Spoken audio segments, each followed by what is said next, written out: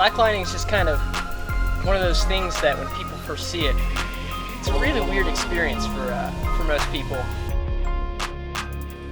See someone walking on a 1-inch piece of webbing like 6 feet off the ground, like balancing like that.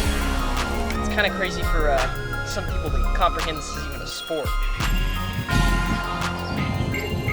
You know, it's really different because when you're on the line, it's like almost the exact opposite of most sports. Like most sports, you're like trying to be focused and like trying to be all there and be present, but it's just entirely different with slacklining.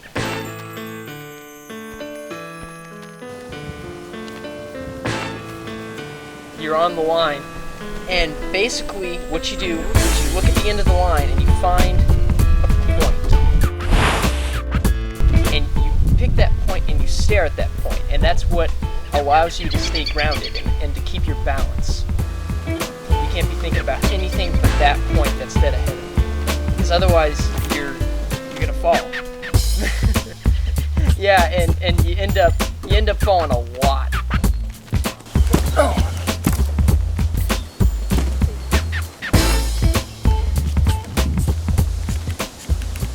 If you're walking the slack line of life, if you're staring at the line walker that's Jesus, you're grounded. You're able to keep your balance and continue walking forward on that line. Even though it's swaying back and forth, moving up and down, there may be people all around you talking, you're able to stay grounded and keep walking. But the second you take your eyes off that, the second that you look at your buddy, or the second that you look down at your feet because you're scared you're going to miss a step, any second that you do that, you fly off the line because you lost your grounding. You lost your center, your balance. And for me, that's always been really symbolic of my walk with Jesus. The slack line is life.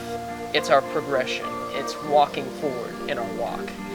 And my ground, my line walker that I stare at, is representative of Jesus. Kind of reminds me of Peter jumping out in the boat and wanting to walk on water. And he stares at Jesus, and as long as he does that, he's able to walk the line. He's walking on water. But the second that he takes his eyes off Jesus, or takes his eyes off that point of reference at the end, he falls. And it's the same thing with slacklining. So really, if the slack line is your life, and the line walker is Jesus, what are you staring at?